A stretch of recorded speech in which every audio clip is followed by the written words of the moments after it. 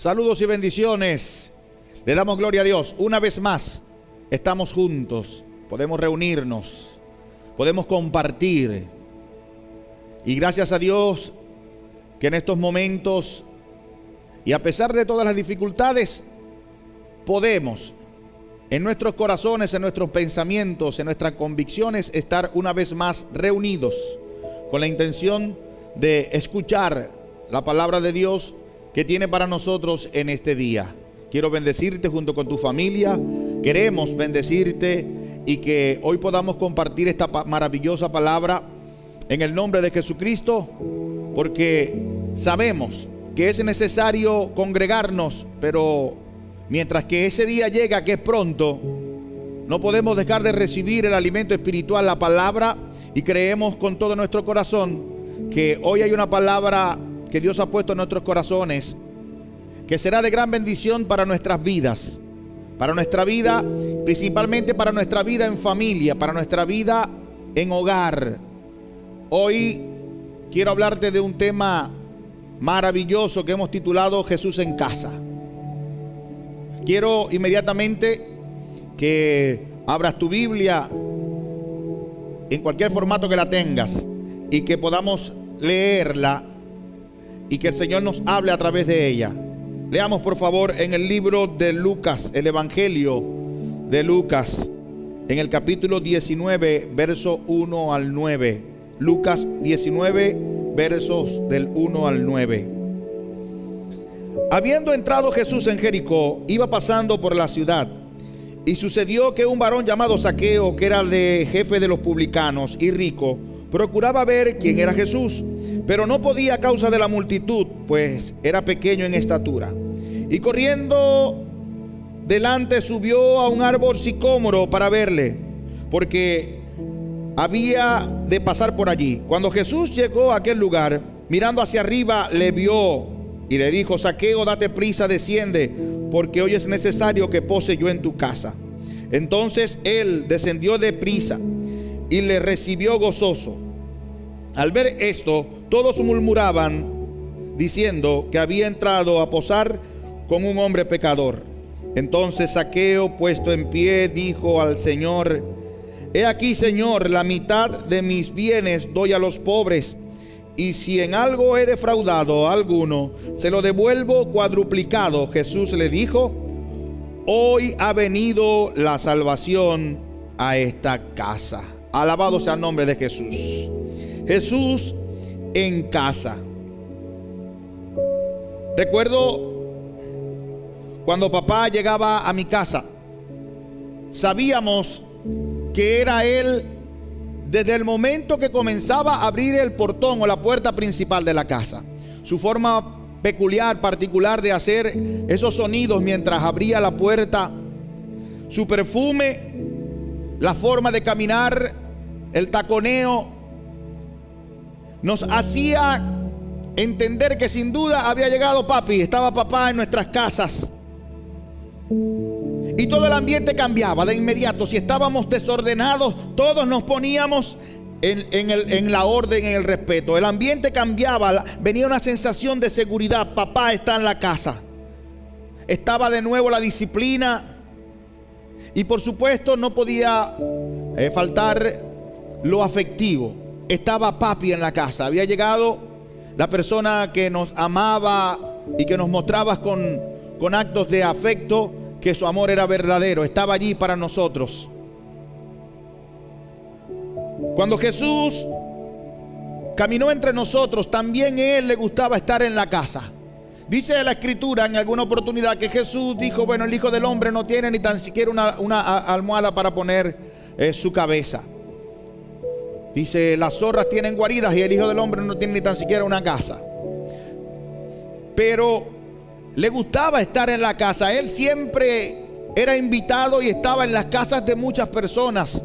Y cuando no lo invitaban, como cosa curiosa, él mismo se invitaba, como en el caso de Zaqueo, que le decía: Zaqueo, baja de allí, es necesario que vaya a tu casa. A Leví también lo invitó a su casa. Se dijo: bueno, yo voy a tu casa. El asunto es el cuestionamiento, porque aquel maravilloso Jesús que llevaba una vida espléndida, llena de santidad, En algunos momentos parece que perdía el enfoque según ellos y iba a las casas de los pecadores, como así lo llamaban. Y habían personas que no eran quizás los de mejor renombre en la sociedad, en la comunidad. Pero el asunto puntual es que Jesús estaba en las casas. Jesús le dio importancia a las casas. Para Dios el proyecto de la casa, del hogar, de la familia ha sido importante desde el inicio. Cuando dijo no es bueno que el hombre esté solo, y le dio a Adán una ayuda idónea y luego le permitió tener hijos. Y que con el tiempo los conflictos de la casa fueron sacando a Dios de ese entorno. Digamos que fueron obviando la presencia de Dios y los conflictos fueron creciendo, como dicen por allí, hasta donde Caín llega a matar a su hermano Abel. Y así la historia de la humanidad. Pero aunque el hombre ha intentado dejar a Jesús, al Señor, fuera de su casa, fuera de su hogar, Dios con insistencia ha vuelto una y otra vez a mostrarle al mundo que el proyecto de Él es salvar a la gente, a salvar a una persona, pero también salvar la familia. Ha sido importante. ¿Recuerda aquella historia de Noé? Dice que Noé halló gracia ante los ojos de Dios, pero Noé también tiene una particularidad en su historia, que salvó el Señor en el arca no solo a Noé, sino también a su familia. Porque el proyecto de familia es importante para Dios, es esencial para el proyecto y el plan de Dios de la salvación. Dios quiere salvar al individuo, pero Dios quiere salvar a las familias. Y para que las familias gocen de la salvación es necesario que Jesús esté en la casa, que Jesús esté allí, pero no como un invitado, que esté allí como parte de la familia. Noto con curiosidad que en este tiempo de pandemia, de restricciones, le han dicho a la gente que debe quedarse en sus casas aislados. Y no hemos tenido otra cosa que buscar a Dios. Parece que entonces lo que debió ser no una opción, sino la única y primera opción, que es Dios, se convirtió ahora en la última opción, porque ¿qué nos queda sino buscar a Dios? Y yo siempre he dicho y lo repetiré de nuevo: aquel que busca a Dios lo va a encontrar. Dios no se le esconde a nadie, no tiene deudas con nadie, pero Él quiere ser encontrado por nosotros, por decirlo de esa manera. El asunto es que nosotros nos hemos escondido de Dios, o hemos querido sacar a Dios de la ecuación de la casa, del hogar, de la familia. Y eso tendrá más temprano que tarde, como lo ha hecho, un costo espiritual y un costo moral y social muy grande. En medio de este aislamiento familiar, porque nos hemos quedado en familia, he notado que a Jesús lo han tomado en cuenta como quien toma en cuenta la visita de un médico o de un paramédico. Tenemos un problema de salud, ya vemos al Señor. Y el Señor, como es Dios, nuestro Dios tan bueno y tan maravilloso, viene, es decir, a nuestras casas. Pero lo tratamos como a un visitador médico o como a un médico. Lo invitamos a venir porque tenemos un problema de salud. Y lo invitamos y se queda en la sala. Lo dije bien, lo invitamos. Y viene a ser Jesús como un invitado y no pasa a ser como un miembro de la casa. Lo tomamos en cuenta para llevarlo solo por una circunstancia y dejarlo también solo por un motivo.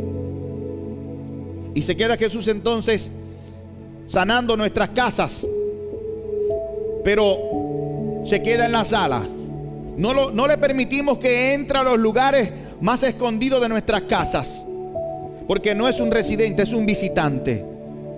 Y debemos cambiar esa visión de Jesús en casa como un visitante solo por una circunstancia. Debemos aprender a ver a Jesús como parte de nuestra familia.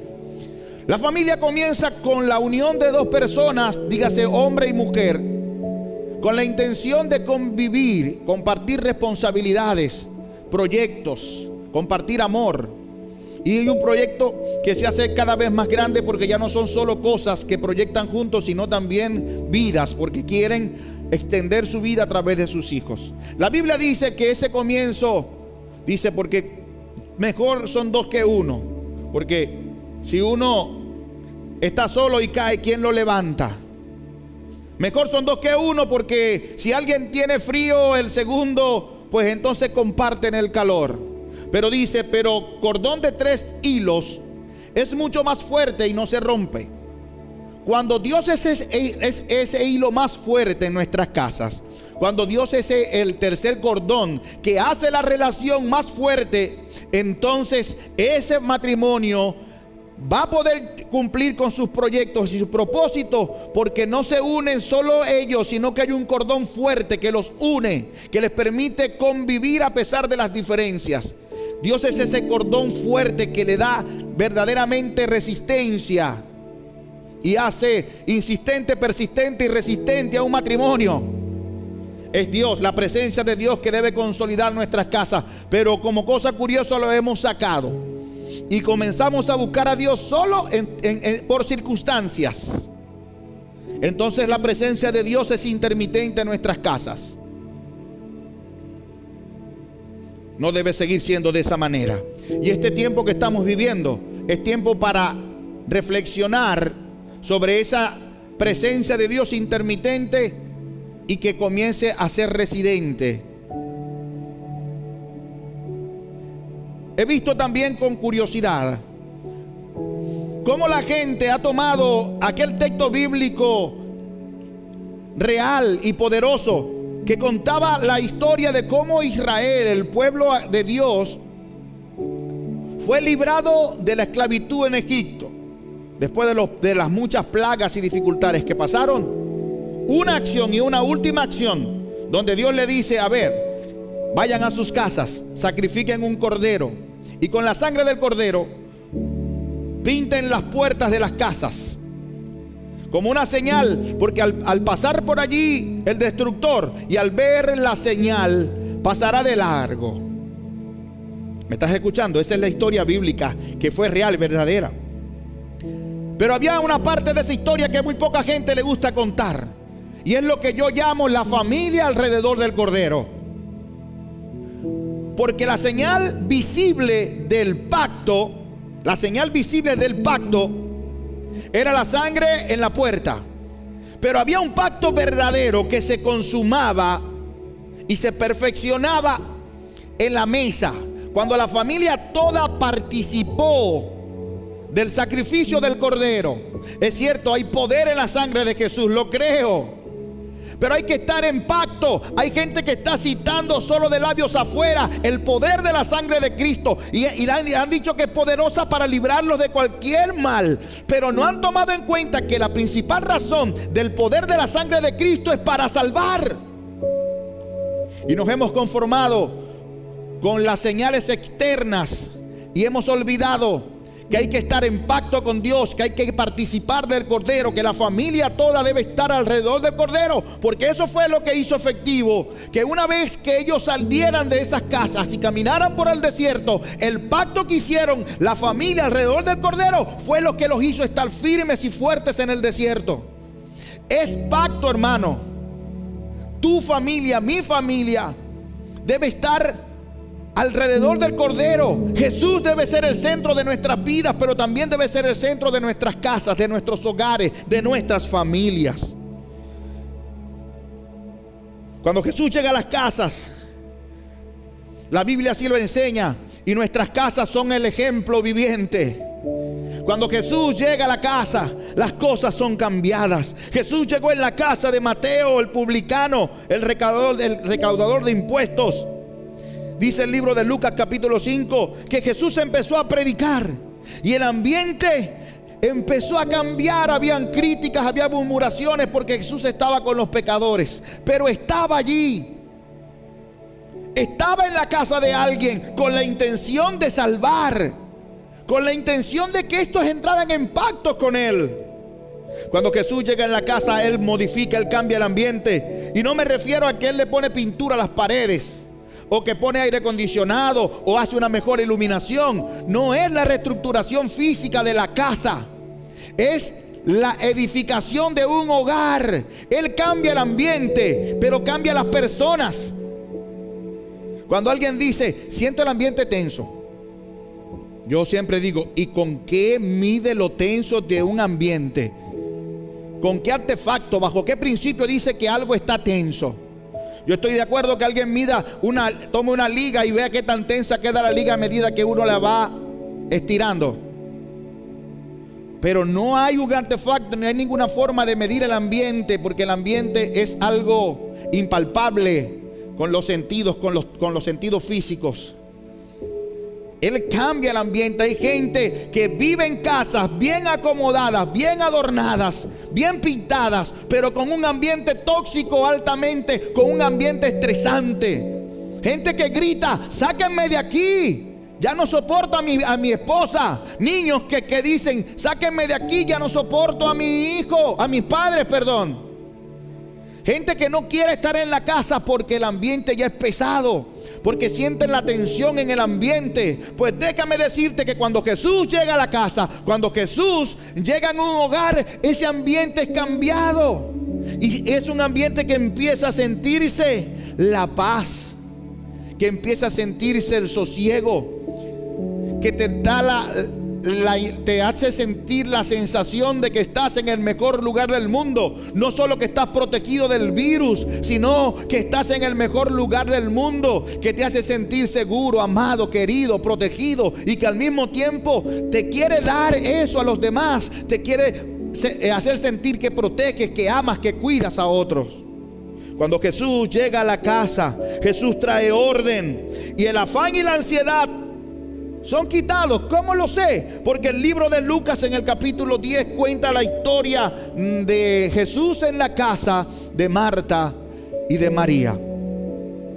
Al llegar Jesús a esa casa, inmediatamente Marta puso a buscar servicio a Jesús, y en muchos quehaceres se afanó.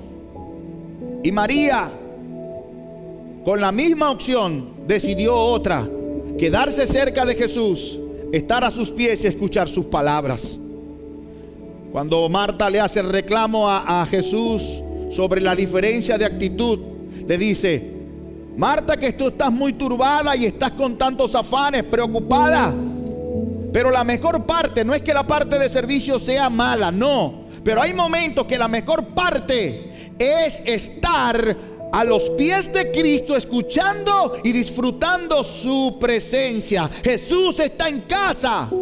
Aprovechemos este tiempo para decirle: Señor, queremos que te quedes con nosotros. No te queremos como un médico solamente. No te queremos para que nos ayudes como un economista en los problemas económicos de nuestras casas, como un administrador. Señor, te queremos como el centro de nuestra casa. Te queremos, Señor, como el salvador de nuestra casa. Entonces, cuando Jesús llega a la casa, el afán y la ansiedad, como en el caso de Marta y de María, deben desaparecer, como sé que lo ha hecho. Cuando Jesús llega a las casas, y escuchen esto que quiero decírselo muy puntualmente, muchos de nuestros hogares están llenos de religiosidad. Yo uso el término no religión, religiosidad. Actos con los cuales pretenden agradar a Dios y hacer que Dios esté a su servicio, a su favor. Cuando Jesús llega a la casa, el legalismo y la religiosidad desaparecen, porque Jesús deja de ser, o viene a ser ahora, el centro de la vida de la persona. Y es un acto de gracia. Y por un acto de gracia Jesús comienza a reinar en el corazón del individuo. Y por supuesto en la vida de la familia. En el libro de Lucas capítulo 11 encontramos la historia de un fariseo que Jesús estaba en su casa, pero lleno de legalismos y lleno de religiosidad. Quiso exponer a Jesús, quiso hablar de Jesús de una forma inadecuada. Estaba en su casa y no había entendido quién estaba en su casa. Pensaba que Jesús era uno de los muchos maestros que pululaban en aquel entonces. No pudieron ver la divinidad de Jesús, no pudieron entender que Jesús no estaba allí para darle o para enseñarle religión, sino para hablar de relación. Cuando Jesús gobierna en una casa, cuando Él es miembro de esa familia, la familia pierde la perspectiva de la religiosidad y del legalismo y empieza a tener una comunión íntima con Él. La Biblia dice: la comunión íntima del Señor es con los que le buscan. Él quiere una relación íntima. Él no quiere una relación religiosa. Él quiere una relación verdadera, que solo se puede tener cuando Jesús es miembro residente de la casa. Ya estoy concluyendo, no pienses que me voy a extender mucho, pero escucha. Cuando Jesús llega a la casa, y es de las cosas que más estamos buscando ahora. Cuando Jesús llega a la casa, Jesús también trae sanidad en el alma y en el cuerpo. Hay personas, como en el caso de la suegra de Pedro, que cuando Jesús llegó a su casa, la encontró convaleciente de una gran fiebre. No dice la Biblia qué la causaba, pero dice que tenía una gran fiebre. Jesús llegó, reprendió la fiebre, y aquella mujer que lo había recibido en su casa, porque era la madre de Pedro, recibió sanidad, pero comenzó a servirle. Jesús trató con Pedro, un hombre tosco que se le conoce, y muchas personas, algunos historiadores dicen que era un hombre tosco, un hombre rudo. Quizás no era fácil, quizás tenía muchas heridas en el corazón, quizás esa dureza se debía a una vida dura, y quizás con muchas heridas en el corazón se le hacía difícil creer en alguien como Jesús.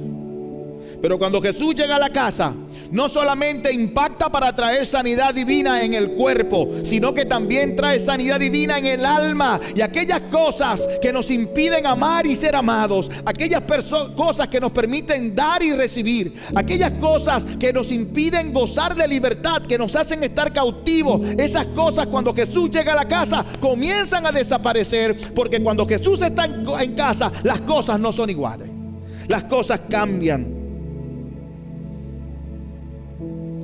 Pero ¿qué cuando Jesús no está en la casa? La Biblia enseña en el libro de Mateo capítulo 12 que una casa sin Cristo puede ser fácilmente dividida, puede ser destruida. Y la mayoría de los problemas que confrontan los padres con los hijos y entre esposos, entre cónyuges, se debe precisamente a la ausencia de Dios o de Cristo en nuestras casas.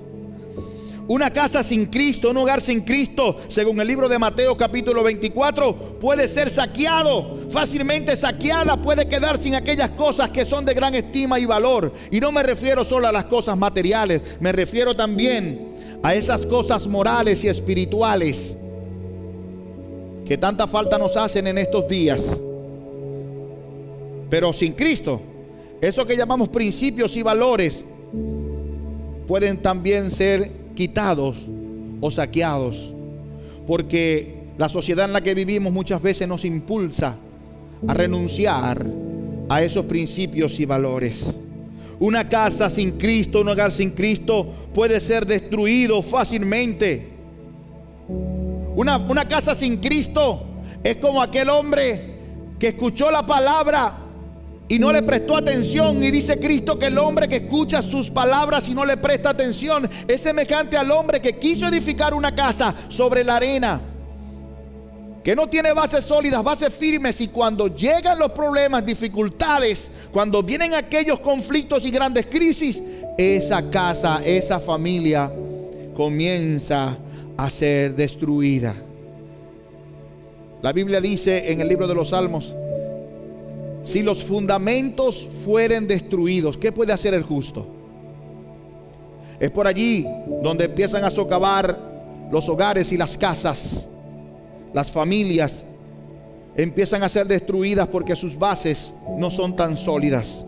Y no hay nada más sólido que yo haya llegado a conocer que la palabra de Dios, porque dice la Escritura que todas las cosas pasarán, pero la palabra de Dios nunca pasará. Si hay algo estable, hay algo firme, duradero y eterno, que puede darle a la familia la sensación de seguridad y de estabilidad en todas las áreas, es cuando Cristo está en la casa y su palabra gobierna los corazones de los miembros de esta casa. Voy a decir esto alguna vez, lo he dicho, no sé dónde y cuándo, pero lo he dicho tantas veces que ya no me acuerdo dónde, pero lo he dicho. Para mí, y escúchalo, digo con respeto, los hogares cristianos, así como suena, hogares cristianos, me parece que son más bien el producto de un mal léxico cristiano. Porque no existen hogares cristianos, existen cristianos en los hogares. No se trata de tener una casa nominal, o sea, mi casa es cristiana, mi hogar es cristiano. No, los cristianos que viven en mi casa, los cristianos que conforman mi hogar, porque la casa, las paredes, la santifican son las personas que viven en ella. Y aunque hagamos declaraciones y pongamos en la entrada de nuestras casas: en esta casa reina el Señor, en esta casa habita el Señor, esta casa es un hogar cristiano, aunque pongamos esas frases en las puertas de nuestras casas, si nuestras vidas no corresponden con la realidad bíblica, aunque pongamos esos anuncios, nuestra casa no está fundamentada y nuestra casa no podemos decir que es un hogar cristiano. Pero cuando cada persona, cada habitante de la casa es transformada por la presencia de Cristo, entonces podemos decir: en esta casa hay cristianos, en este hogar hay cristianos. ¿Por qué te digo esto? Porque hablamos de hogares cristianos y hablamos de casas cristianas, de familias cristianas, cuando la verdad bíblica es que el Señor, escúchame, voy a leértelo y quiero que lo escuches. Mira lo que dice el Señor con respecto a esto que vengo planteando. Primera de Pedro capítulo 2 verso 5.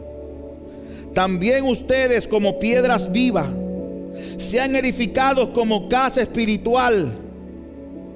¿Cómo? Ustedes son piedras vivas y deben ser edificadas como casa espiritual, como un sacerdocio santo. Es que no es que debemos habitar en hogares cristianos o que debemos tener casas cristianas. Es que dice la Escritura que nosotros mismos debemos ser casas de Dios, edificadas como casas de Dios, para que Él habite en nosotros, no solo en las cuatro paredes, sino que habite Él en nosotros. Escúchame, mira esta la alegoría que voy a contarte.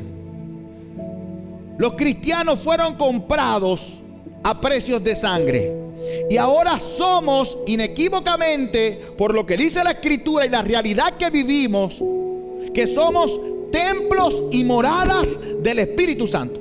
Eso Dios nos ha constituido, templo y morada de su Espíritu. Somos casa de Dios, cada uno de nosotros. No es que nuestra casa es cristiana, es que esta es la casa donde Dios habita, y donde esta casa que posee la presencia de Dios debe santificar todos los aspectos donde se relaciona.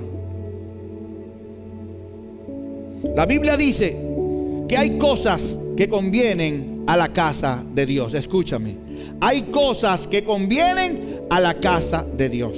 ¿Cómo te lo explico? El Salmo 93 dice: tus testimonios son muy fieles y la santidad conviene a tu casa eternamente, oh Señor.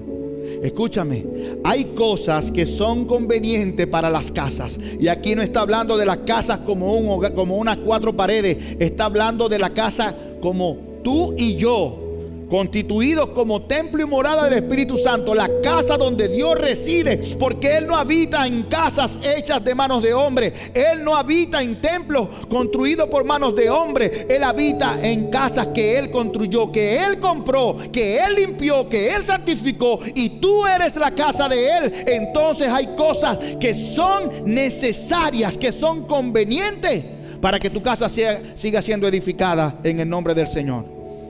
Ya concluyo y te digo: ¿de qué nos sirve tanto a nosotros decir que tenemos hogares cristianos si Cristo está ausente muchas veces de nuestras casas? A veces veo que Cristo es el gran ausente en nuestros hogares, y aunque hablamos y proclamamos de Cristo, a veces siento que tenemos vidas carentes de toda relación con Él. Hay una frase que dicen por allí: Cristo no es religión, Cristo es relación. Y me llama la atención porque precisamente muchos de los que dicen esa frase no tienen ningún tipo de relación con el Señor. Si le dice vamos a orar, ay, todo es oración. Si le dice vamos a leer la Biblia, dice ya yo la leí el año pasado. Y si insistes en eso te llaman religioso. O sea, tener relación con Cristo es religión. No se trata de lo que digo, se trata de lo que vivo. Cristo quiere habitar en nuestras casas, transformar nuestros hogares, cambiar nuestra familia, pero quiere empezar con una vida a la vez, transformando al padre, a la madre, a los hijos, y luego podemos decir que nuestra casa, que nuestro hogar ha sido transformado por Dios. Necesitamos a Cristo como residente en nuestras casas. Ya basta de buscar a Dios por las circunstancias. Busquemos a Dios por lo que Él es, no solo por lo que Él tiene. Si el problema nuestro fuera un problema médico, entonces Cristo no hubiese venido a morir. Solamente viene y sana.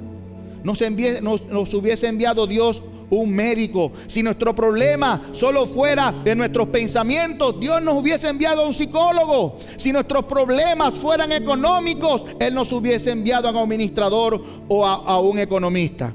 Pero nuestro gran problema es el pecado, es nuestra salvación. Por eso Él nos envió a Jesús, nuestro Salvador. Aunque pueda ayudarnos en nuestros problemas económicos, emocionales, aunque pueda ayudarnos en nuestros problemas de salud, la intención principal de Dios es que Cristo se establezca en nuestros hogares como el centro de nuestras vidas. El Señor está invitándonos a que dejemos de tenerlos ausentes en nuestras casas, que dejemos de nombrarlo tanto como lo nombramos y aprendamos a vivir con Él en comunión e intimidad. Hogares transformados. ¿Qué quedará al final de toda esta pandemia? ¿Solo una referencia de que yo busqué a Dios y Él me oyó? ¿O la referencia de haberme encontrado con Él? Si al salir de tu casa, si al salir de nuestras casas le mostramos a la sociedad que somos los mismos, que nos quedamos aislados, hemos fracasado, no hemos entendido la razón por la que Dios ha permitido esta crisis. Si al pasar todo esto la sociedad nos ve como gente transformada, que por el momento de aislarnos fue como cuando la oruga se está convirtiendo en mariposa, que cuando se rompe el capullo hay alguien transformado. Si al salir del capullo de nuestros hogares no mostramos una obra esplendorosa que Dios ha hecho en nosotros, no nos encontramos con Él. Y parece entonces que hemos fracasado y no entendimos por qué quedarnos en casa.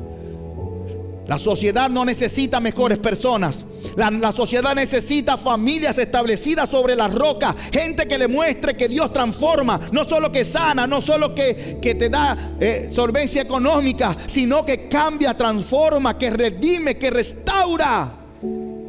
Y es el proyecto de Dios para este tiempo. Así que si te quedas en casa y sigue citando ese texto de que el Señor y la sangre hizo que pasara la pestilencia, está bien. Pero si te quedas en casa y no participas de la comunión con el Cordero, si no haces lo que dijo Cristo: aquel que come mi carne y bebe mi sangre no puede tener salvación, porque mi carne es verdadera comida. Se trata de tener comunión, de aprovechar el tiempo y entrar en pacto.